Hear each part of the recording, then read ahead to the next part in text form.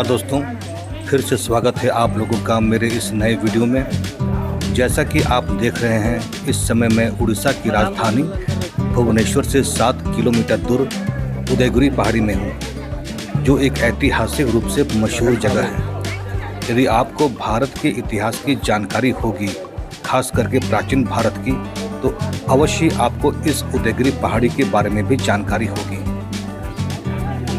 असल में मैं यहाँ एक टूरिस्ट की तरह दूसरे टूरिस्टों के साथ यहाँ आया हूँ, इसलिए हम सभी को यहाँ घूमने के लिए बहुत कम समय दिया गया है। लेकिन फिर भी मैं कोशिश करूँगा कि जितना संभव हो सके यहाँ के बारे में आपको ज़्यादा से ज़्यादा जानकारी दे सकूँ। यहाँ पर जितने भी आप गुफाएँ देख रहे हैं, ये सभी गुफाएँ 350 ईस्वी पूर्व से भी पुरानी मानी जाती है। ये उदयगिरी पहाड़ी अलग अलग तरह के गुफाओं या जिन्हें गुम्फा भी कहा जाता है के लिए प्रसिद्ध है। इन गुम्फाओं की खोज 19वीं सेंचुरी लगभग 19वीं शताब्दी में एक ब्रिटिश ऑफिसर ने, जिनका नाम एंड्रयू स्टर्लिंग था, ने की थी। इस पहाड़ी में कुल 18 गुम्फाएं हैं। ये गुम्फाएं, जिनमें से कुछ गुम्फाएं प्राकृतिक रूप से बनी हुई हैं, तो कुछ गुफाओं को बनाया गया है। यहाँ पर एक गुम्फा है जिसका नाम हाथी गुम्फा भी है, जिसमें उस समय के प्रसिद्ध राजा खारावेल की शिलालेख यानी चट्टानों में खुदाई करके लिखा गया लेख पाया गया है। राजा खारावेल जैन धर्म को मानने वाले थे। कहा जाता है कि उनके शासनकाल में जैन साधुओं के रहने के लिए इन गुम्फाओं को बनाया गया है। ये सभी गुम्फाएं प्राकृतिक रूप से बनी हुई हैं या उन्हें बनाया गया है, जिसमें पुरातात्विक, ऐतिहासिक और धार्मिक महत्व की सभी गुम्फाएं मानी जाती हैं।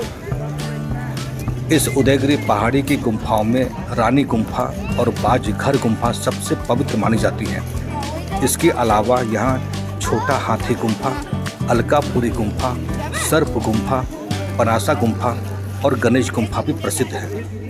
आइए इनमें से कुछ गुम्फाओं के बारे में जानते हैं। पहला है रानी गुम्फा। रानी गुम्फा में कई पुरानी और सुंदर मूर्तियाँ देखने को मिलती हैं।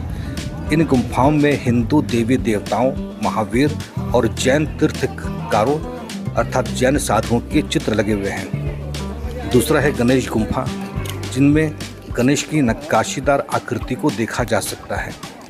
तीसरा महत्वपूर्ण बाजघर गुम्फा है, जो थोड़ी छोटी है लेकिन खास है। इस गुम्फा को प्राचीन काल में जैन भिक्षुओं के विश्राम करने के लिए बनाया गया था। यहाँ आराम करने के लिए पत्थर के बिस्तर और तकिया भी बनाए गए हैं। चलिए बात करते हैं इन गुम्फाओं को बनाने वाले उस समय के राजा खारावेल के शिलालेख के बारे में, जो यहाँ हाथी गुम्फा में पाया गया है। शिलालेख के अनुसार चेदी डायनेस्टी या चेदी वंश के तीसरे राजा खारवेल के शासनकाल में कलिंग शक्ति संपन्न बना, यानी कलिंग बहुत ही मजबूत बना। इस राजा के बारे में सूचना का एकमात्र केवल यही स्रोत है, हाथी गुम्फा अभिलेख। राजा खारवेल का यह शिलालेख अपने किस्म का एक अत्यंत अनूठा ऐतिहासिक अभिलेख है।